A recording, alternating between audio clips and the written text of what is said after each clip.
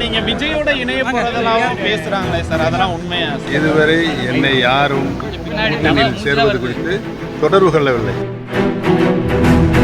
அண்ணன் சி.பி. ராதாகிருஷ்ணன் நல்ல மனிதர். அவருக்கு துணை ஜனாதிபதி வேட்பாளராக அறிவிக்கப்பட்டது.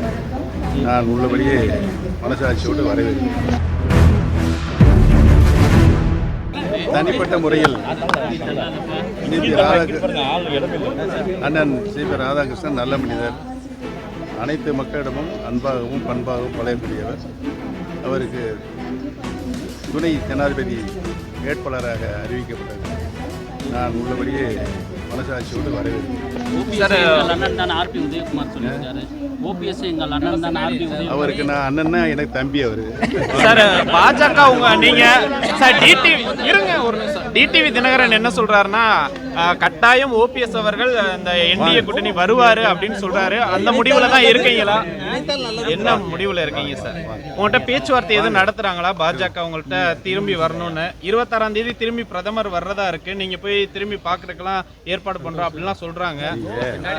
ஒரு கேள்வியை கேட்டு 14 கேள்வி கேட்குறீங்க. எந்த கேள்விக்கு நான் பதில் சொல்றேன்? அதான் சார், நீங்க திரும்பி பாஜக கூட்டணிக்கு வர்றீங்க அறிவித்திருக்கிறேன். பொறுத்திருந்து பாருங்க.